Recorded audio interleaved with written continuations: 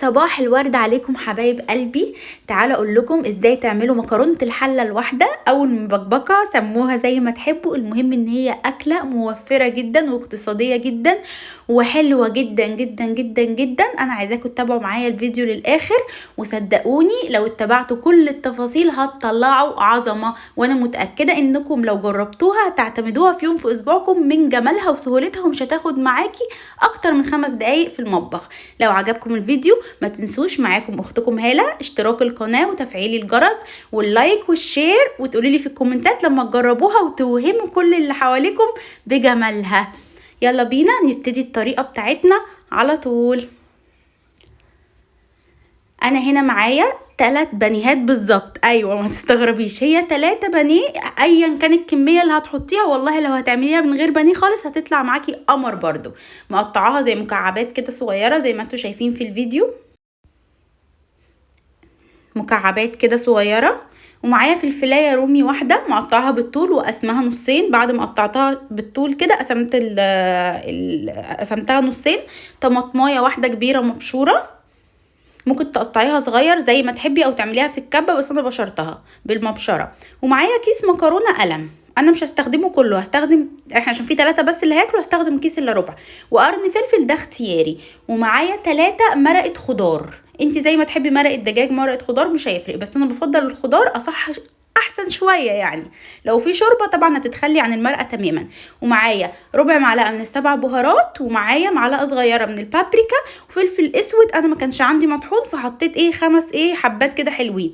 اي بقى توابل معطره عندك زي الريحان او البقدونس المجفف، حطي نعناع لو عندك. انا كان عندي ريحان حطيته، بيفرق في طعم المبكبكه، ما عندكيش تخلي عنه عادي جدا، ولا اي حاجه ممكن توقفنا. انا هنا نزلت في الطاسه بتاعتي بمعلقتين كبار من زيت الذره. هسيبه بس ياخد لي درجة حرارة الطاسة، يسخن بس شوية كده.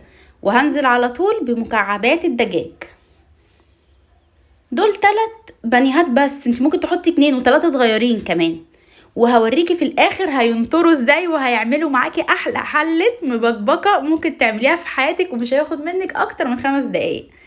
هنا بعد ما شوحتها كده دخلت في السوا، خدت تشويحة كده. هنزل عليها بالفلفل بتاعي. عايزه تحطي فلفل الوان حطي، عايزه تحطي جزر مبشور حطي، عايزه تحطي طماطم متقطعه مش مبشوره حطي. بصي وعايزه تحطي بصل حطي، بس انا بقولك دي اسهل وصفه واطعم وصفه كمان. خطيره خطيره خطيره بجد، هتشكريني لما تجربيها. انا هنا نزلت بالتوابل بتاعتي، هديها برضو تقليبه كده حلوه مع البانيه بتاعي والفلفل، يخشوا بس مع بعض كده، الأطعمة كلها تخش في قلب بعضها. هنزل بالطماطمايه بتاعتي المبشوره زي ما قلتلك. عايزه تعمليها في الكبه، بس حتى لو هتعمليها في الكبه بتطحنيها او في الخلاط بمعلقتين بس من الميه. انا هنا مش عايزاها تنطر معايا ميه كتير، انا حطاها تطعم لي بس، تديني طعم الطماطم وفي نفس الوقت تديني لون حلو. هديهم كده كلهم مع بعض تقليبه كده. عايزه الطماطمايه بتاعتي زي تخش في السوا شويه، تتصلص شويه مش قوي يعني، تتصلص شويه. هسيبهم مع بعض دقيقه كده على النار، ياخدوا يدوا مع بعض كده. هنزل عليهم بمكعبات المرقه بتاعتي. بصي بقى، انت يا ستي عايزه تحطي عندك مرقه لحمه في التلاجة، شوربه لحمه مثلا، عملتي سلقتي لحمه وعملتي اكل وتبقى معاكي شوربه فراخ في التلاجة، طلعيها من الفريزر من قبلها. وبدل ما تحطي المرقه والميه هنحط 4 كوبايات بالمقدار بتاع الكيس الا ربع من المكرونه. 4 كوبايات من الشوربه تكوني مصفياها بس المهم. وخلي بالك من ملحها، اهم حاجه الشوربه ما تكونش مملحه. لو شوربتك مملحه يبقى استغني عن المرقه تماما، بس لو حتى هتحطي شوربه حطي 1 مرقه بس. وركزي قوي في الملح، خلي بالك انا في الوصفه دي انا ما حطيتش ملح تماما، حطيت 3 مكعبات من مرقه الدجاج على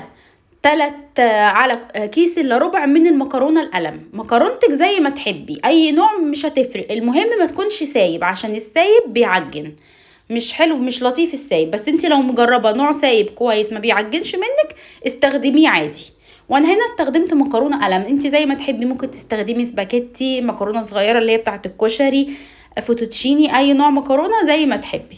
بس انا بحب المبكبكه بصراحه اكتر في القلم. وبصي بقى المبكبكه ملهاش قاعده، انت عايزه تحطي لها شطه، قرن شطه مثلا كنت هحطه بس ابني كان هياكل معايا فرجعت في كلامي بصراحه، كنت هحطه مقفول خفت يتفتح بقى ويشطشط لي الدنيا وما يعرفش ياكل. حطيت هنا 4 كوبايات من الميه، 4 كوبايات من الميه المغليه. ركزي معايا كويس، الميه ما تتحطش بارده. يبقى كيس الا ربع من المكرونه على 3 بانيهات، ممكن تحطي 2، ممكن تعمليه قرداحي اصلا ما فيهوش بانيه ولا اي حاجه، وممكن تعمليه بالسجق برضو يبقى حلو جدا، اوقات بعمله بيها. بس ده كان متوفر عندي وعايزه اعمل لهم غدوه حلوه، وكنت تعبانه النهارده مش قادره ادخل اصلا المطبخ. اسمها مكرونه الحله الواحده، وهي ما بتاخدش اكتر من 5 دقايق على النار.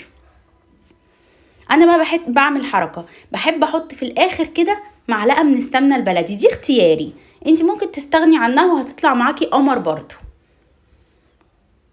بس بصراحه بتفرق في الطعم. ودوقي بقى ملحك كده وشوفيه. انا لقيتها بصراحه مظبوطه معايا لان انا حاطه 3 مرقات. زي ما قلتلك ممكن تستبدليهم بالشوربه، ب4 كوبايات شوربه كده حلوين، ولو عايزه تضيفي مرقايه حطيها، ويا ريت تكون مرقه خضار يعني احسن شويه يعني. انا هنا حسيت ان هي محتاجه بابريكا عشان اللون كمان، وانا ما كانش عندي صلصه. انتي عندك صلصه اكتفي بمعلقه البابريكا اللي احنا حطيناها في الاول، المعلقه الصغيره، وحطي معلقه كبيره من الصلصه. لكن انا حطيت البابريكا في الخطوه دي عشان انا كنت عايزاها تديني اللون المحمر شويه، وطبعا البابريكا لا غنى عنها يعني بتخلي الاكل خطير. انا هسيبها 10 دقايق على النار، على نار عاليه، وهفضل اقلب فيها. بعد كده هقفل عليها الغطا وهسيبها 10 دقايق وانا قافله النار. فهماني انا عملت ايه في الاول؟ سبتها 7 دقايق مش 10 دقايق في الاول على نار، وبعد كده قفلت عليها وغطيتها. افهمي بس الجزئيه دي في اللسان العصفور او في المبكبكه بتودي الطعم، وطريقه سوى المكرونه بتبقى مستويه وخطيره، والسوى المظبوط للمكرونه. وانتي قافله النار عليها سيبيها 10 دقايق متغطي عليها، وبعد كده قدميها. وصدقيني لو ما شكروكيش وقالوا لك اعمليها لنا كل يوم بيقولي ان انا ما بفهمش حاجه.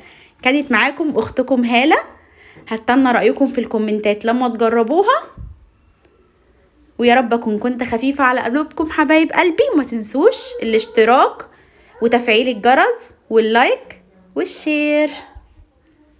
باي باي حبايب قلبي.